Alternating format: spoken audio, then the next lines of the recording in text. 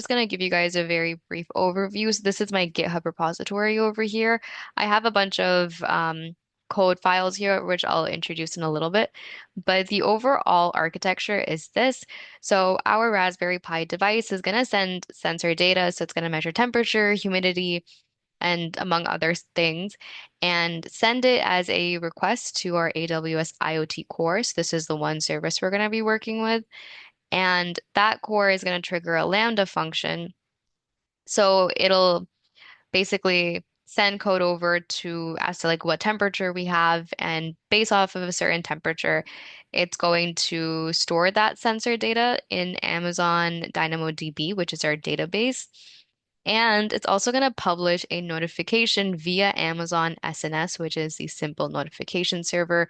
So if your temperature is beyond a certain number, it will send a notification to your email or to your phone number. You can specify any sort of method you want, and it'll send a notification either like turn your AC on or turn it off or it's too hot. Totally up to you how you want to customize that. But that's basically the overall architecture.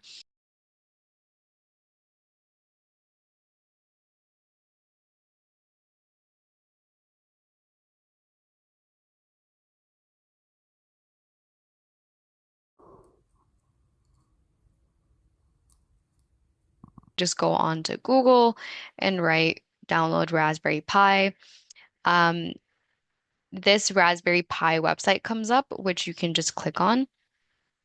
And you can see the option for Mac OS and for Windows and Ubuntu are right here. So all I've done is just click on download for Windows.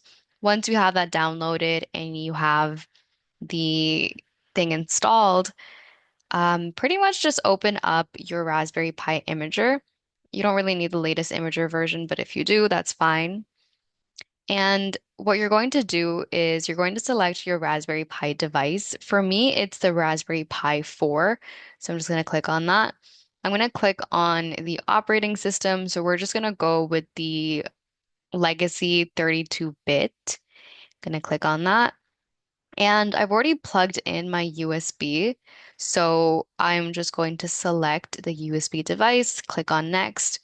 And you want to make sure that you are applying customization settings. So these are settings that I've already set up from before, but pretty much the host name is set to raspberrypi.local. You can set up your own username and password. So for me, I just set this up as Aish, and I put in a password here. And you want to make sure that you are connecting it to your Wi-Fi. So this is the one that I have right now on me. Um, so just make sure you do fill out these settings. And for your services, you want to make sure that you do click on Enable SSH and you have password authentication selected. Yeah, that's pretty much it for the settings. And you're just going to click on Save. And if they ask you to apply the customization settings, make sure you click on OK.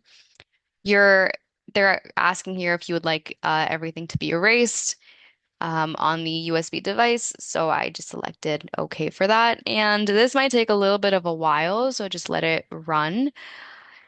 And I guess we'll come back after this is all done. Okay, so see you in a little bit. All right, so once that's done, I'm just going to click on continue, and then the next step is going to be to remove the SD card and put it back into our Raspberry Pi.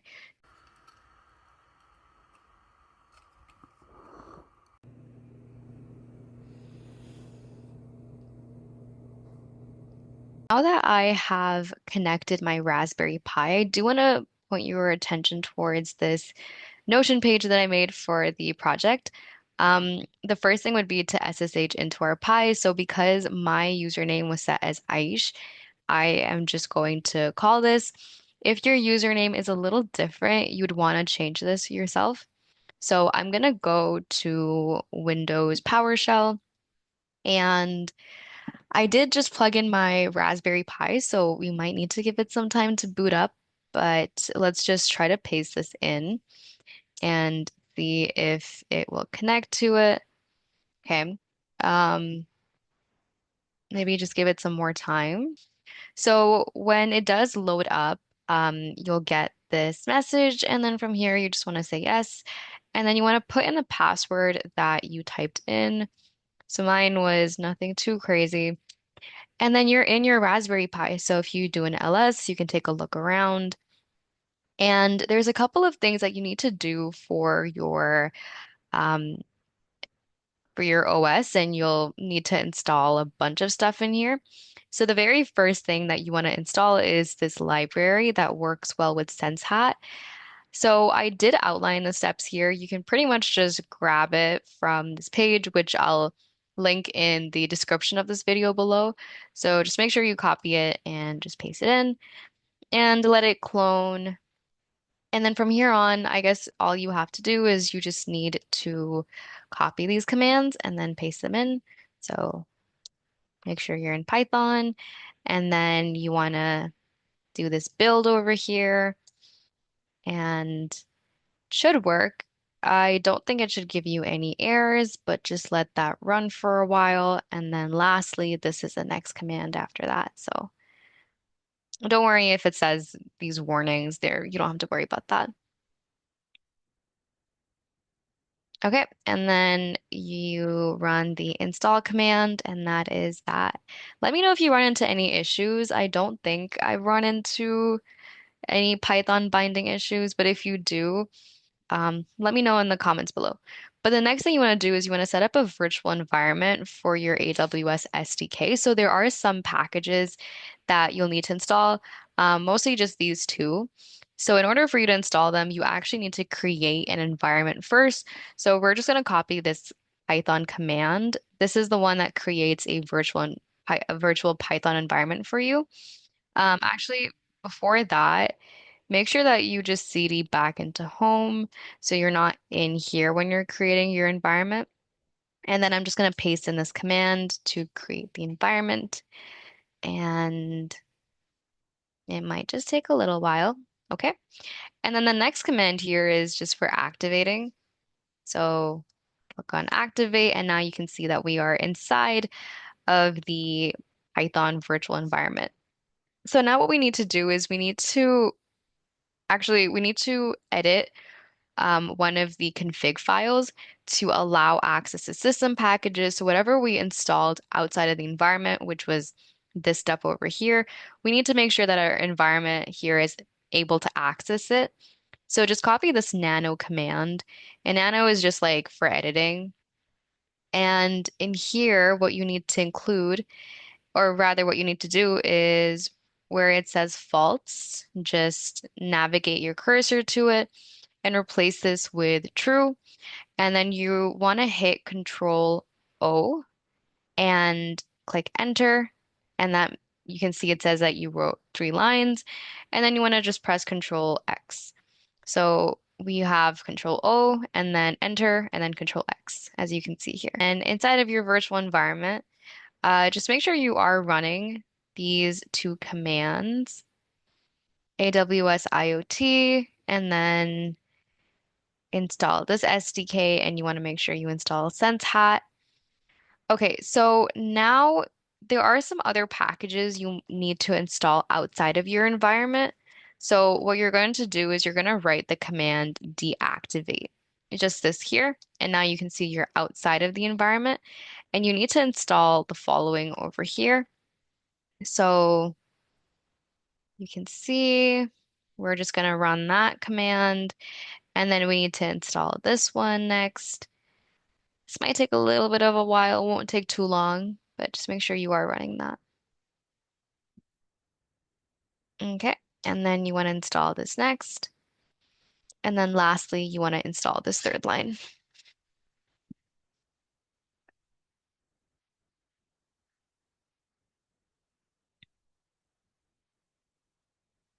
Just one last thing I want to make sure we're doing is I want to see if this did change. So I'm just going to copy this command here again and run it. Okay, cool. So it's still the same. Nice. Just wanted to check that.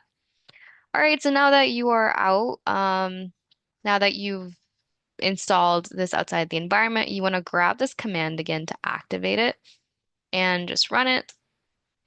So the next thing you want to do is you want to grab the connect device packages. So now this is more towards the AWS side. Okay, so now that you are on your AWS homepage, you want to navigate to IoT Core. So from here, we're going to click on connect device. And so they already gave you a pretty good layout as to how it works and what you can do. So I guess what you could do is if you want to test it out, you can just copy this ping command from them and go back here and see if you are getting pings, and you can see it's sending data over and it works. So this connection is up and running. Okay, and then you're just going to click on next, and from here you're going to create a new thing. So we'll just call this sensor thing, and you can keep the rest of the options the same. So click on next, and we're going to choose this as Linux, Mac OS. Here, we're going to click on Python as the IoT device SDK, and we're going to click on next here. And you'll see this connection kit download button, so make sure you are downloading that to your downloads folder here. You can see this here, so you can click on extract all and then extract it. Cool. So because I did already download this, I'm just gonna rename it to connection device package. And you can see that this is in your um, downloads folder. So now what you need to do is you want to make sure that you are sending over this folder from your downloads folder to your OS, your Raspberry Pi OS. So for that, what I'm going to do is I'm actually going to open up another Windows PowerShell. And I already have a command here, which is the SCP command, which basically just transfers files over.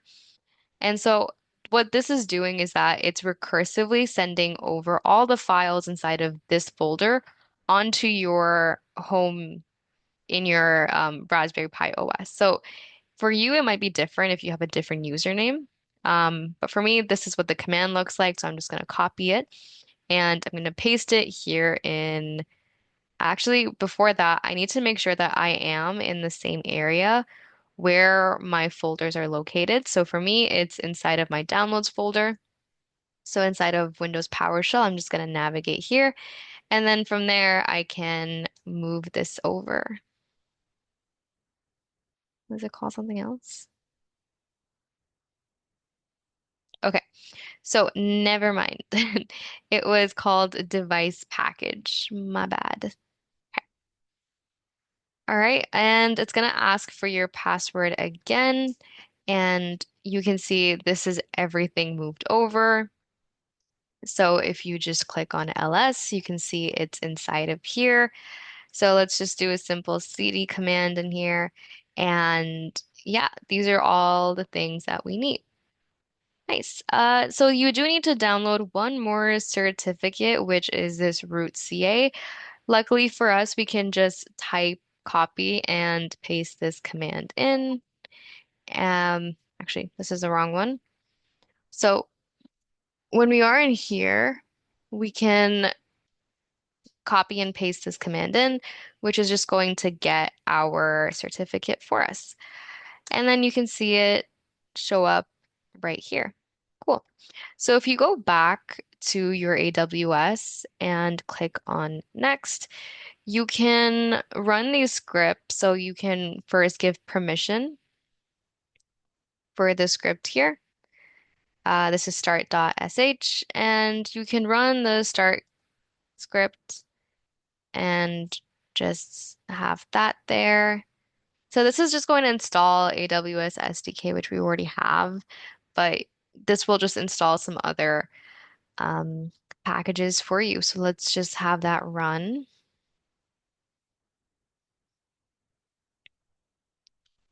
And you can also test it out. So now you can see it's sending messages. So now we see that this is interacting with it. Okay, I keep on clicking the wrong thing. There we go. So it's sending and publishing messages. So this shows you that the connection from your Raspberry Pi OS works with that on AWS. Cool. Then you can click on continue and you are taken to this page. So now you can see that it says that your device is connected. Nice. So a couple more things you need to do in terms of setting up your scripts is if you go back to my page here, you do need this IoT test script. And what you can do is you can pretty much just copy it and you are going to go back here and you're going to write nano IoT test dot py. So this creates this Python script for you and you can just paste it in. And now you can see you've got this Python script in. So there's a couple of things that you need to do. You need to fill this in here. Your endpoint where you can grab it from. To get your endpoint, what you can do is you can click on MQTT test client. You'll see that it's connected here. You can click on connection details and you can grab your endpoint. And if you go back to your script here, you can paste it in. And your device certifications, one of the certs that was in your folder. So for me, it was called sensor.thing, cert.pem. For your private key, it might be different for you depending on what your thing name was, but for me, it was sensor thing dot private dot pem. And your root cert was the one that we had gotten from that one website. So I'm just going to write this in here. Hopefully no errors. Okay. Yeah, so this is pretty much it. We need to keep in mind as well the sensor topic. So I've set it as Raspberry slash data. And the script pretty much just gets for you the following. So temperature, humidity, pressure, timestamp. And it initializes this as a client, connects it to your endpoint, loops and publishes the temperature, humidity, and pressure every 15 seconds. So it's pretty much it. It's quite simple. Nothing too crazy, but just make sure you are getting all of these things and editing it and placing it in. So when you are done, just make sure you press on Control O, click on Enter, and then just press on Control X, and you're good to go. Do is you want to make sure that your thing is connected. So here I'm just going to write Raspberry slash data, and I'm just going to click on subscribe.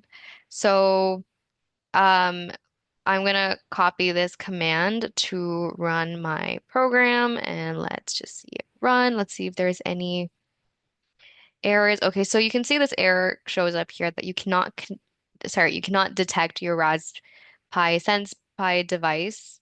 Oh my God, that was such a fumble.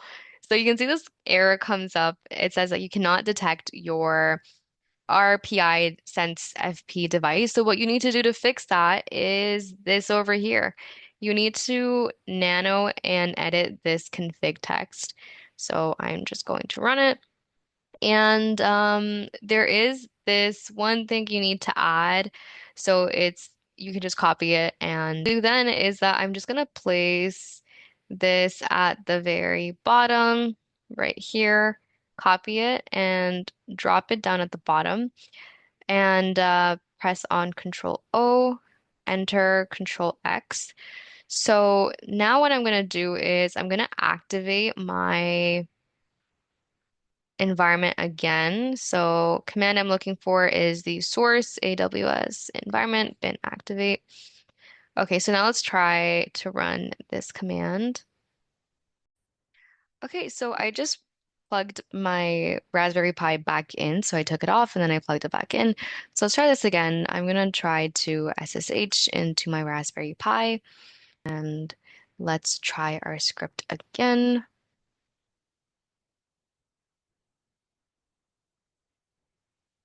Okay, now I'm in. I'm going to CD back into my Connect device, and you want to make sure that you activate. So this is the command for activating your Python environment. And then from here, you're going to write Python, and then you're going to run IoT test. Sir, private PEM is not part of it. Oh, you're right, because it actually is private key. So let's quickly edit that. I'm gonna write here instead of private PEM, it is going to be private key. and then Control O, Control X, oh, sorry, Control X. So let's go back here so you can already see it's subscribed to Raspberry data. Let's run it. Okay, there we go. So you can see it says it's connecting to your endpoint. And all right, and then we see this connect timeout. So luckily for us, I have already written it out here that if you do get a connect timeout, there's actually something that you need to do. And you need to um, essentially go to your policies in your IoT. So you need to go down to security, policies, and you're going to click on your sensor thing. The other one is from before. And from here, what you're going to do is you can see that there's certain things that you need to allow. So you need to allow it to publish and connect to a couple of things. So what we're going to do is we're going to click on edit version and we're going to go to the JSON here. So if you just take a look at our script, maybe I can show you script again. So you need to give it access to connect to the Raspberry Pi client. You need to give it access to connect to to publish to this topic over here. And you can see we also need to give it access so it can publish it to each of the metrics. So what you can do is you can just write comma and then you can copy this whole thing, which allows it for us to connect and whatnot. And you can just paste it in. So now you can see this part is pasted in. And then you can just click on set the edited version as to for this to be the active policy, and then you can click on save as new version. So this is the one, and now you can see that it connects to each of these, and then it also publishes to each of these, and yeah, that is pretty much it. Then if you go back to your Raspberry Pi, I'm just going to click on Control X here and remove that and we click on Python, now you can see that it's publishing messages and it sends over the temperature, humidity, and pressure and whatnot. So let's go back to our MQTT test and uh, it should be sending it here. But if we run it again, you'll see it. So let's do it again. And there you go. Our data has been sent over. Okay, so now we've figured out the connection part. I'm going to stop running the script here. So the next thing we need to do is we need to add the other services in. So the next part that we're going to work on is our Lambda function. So for that, what you're going to do is you're going to head on over to Lambda and you are going to start by clicking on create a function. And we're going to call this the sensor function. You can see we're really using sensor here. We're going to select this to be Python 3.13 and keep everything else the same and just click on create function. So for your Lambda function, I already have a Lambda script that we're going to use. So if you click on AWS lambda.py, you can just select this, copy it, and in here,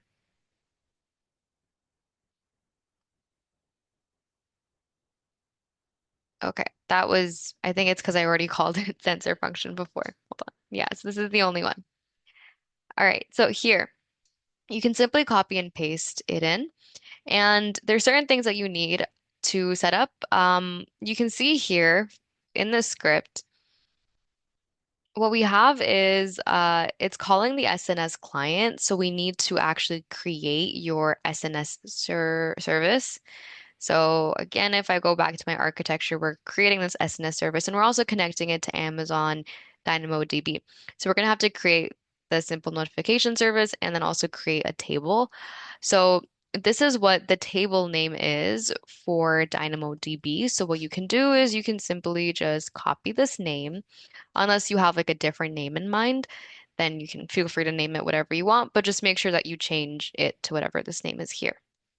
Okay, and what we're going to do is we're going to go to DynamoDB And I'm going to select it and just drop it up here. And I'm going to click on Create Table, drop in the name for the table, and then for your partition key, make sure you write it in as ID.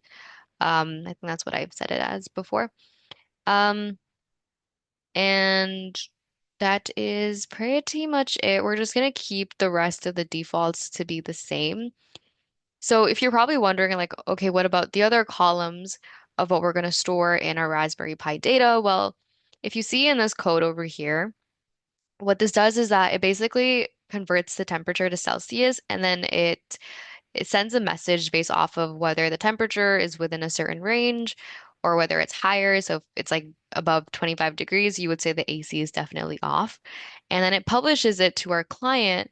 And then what it does is that it gathers all of this information, so ID, temperature, humidity, pressure, timestamp, and it puts it into your DynamoDB table. So this automatically gets added in, even though if the only thing that you see right now is just ID, all of this gets added in when this runs. And that's pretty much it. So we have our DynamoDB table set up, and if you click on Explore Items and click on Run, you can see right now there's nothing in here. Um, but let's set up the next thing, which is our SNS.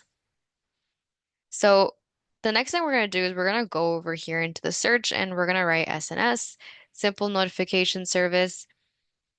And here you can just create a topic. So let's call this sensor message.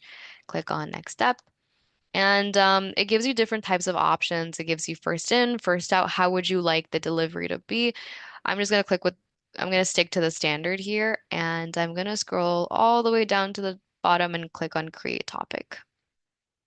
So what we need from this is the ARN. So we're going to take this ARN here, and I'm going to go back to my Lambda function, and we're going to paste it in right here.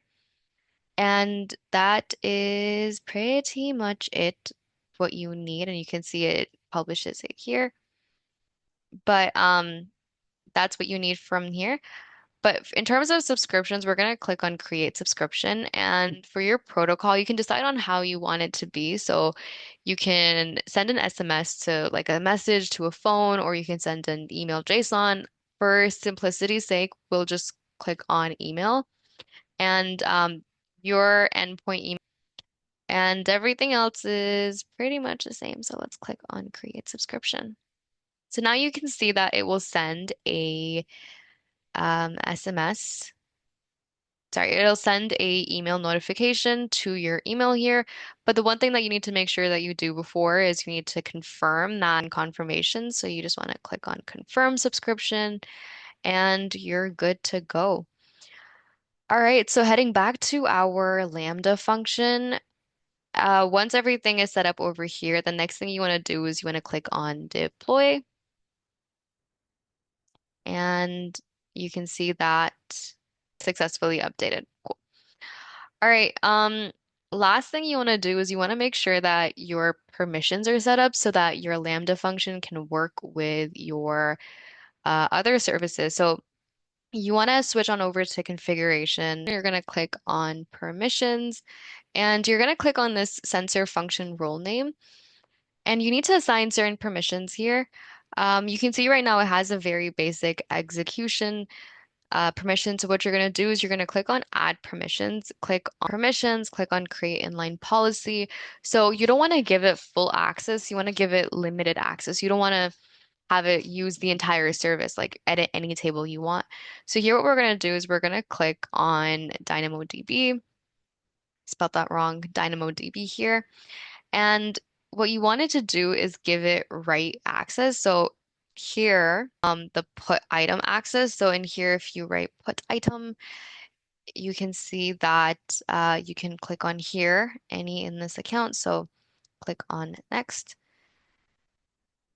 For this policy name, we're just going to say this is DynamoDB AWS IoT. And we're going to click on create policy. So we're going to add another inline policy for our SNS service.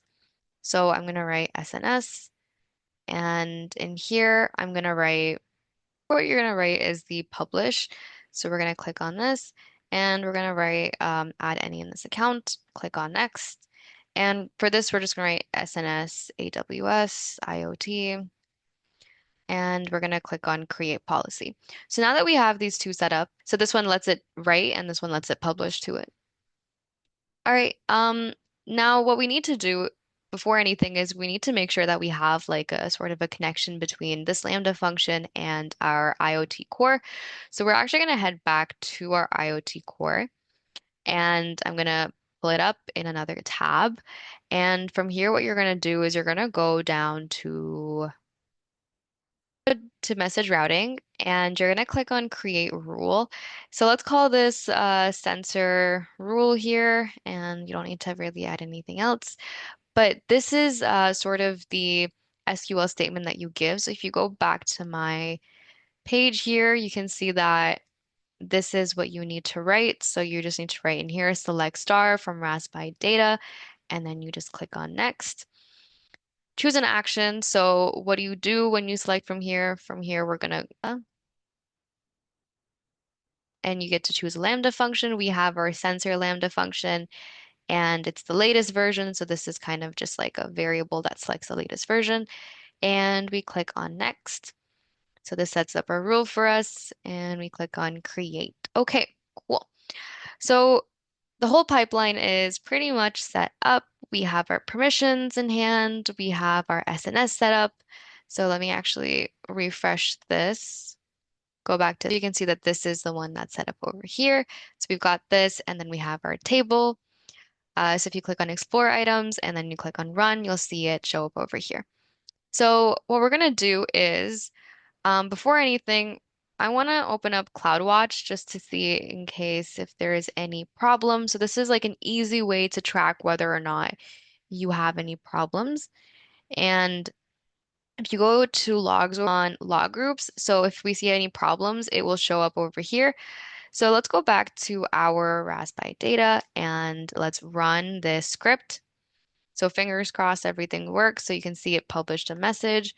Um, let's click on log group here, and then you can see our sensor function runs. So let's see here. Okay, you can see that it started and ended. Cool. Let's run this here. If we refresh, and then you can see we have humidity, pressure, temperature, timestamp. Cool. And if we go to our AWS, you can see that I'm getting notifications telling me that the AC is definitely off. So it's greater than 25 degrees Celsius in my room right now. And you can see I'm just getting notifications here. Yeah. So that pretty much sets up our whole architecture for implementing our sensor that tracks temperature, humidity, and pressure. So that's pretty much it. If I refresh, you can see another one pops up. Humidity, pressure, temperature, and timestamp are all tracked. And you can see I'm getting another notification. So this is definitely good if you would like reminders or complaints from your sensor telling you whether the temperature is hot or not. You can also feel free to customize your um, code over here for the Lambda and adjust it to your own temperature or whatever you like. But that pretty much is it for this video. Thank you guys for watching and stay tuned for the next. Bye everyone. Take care.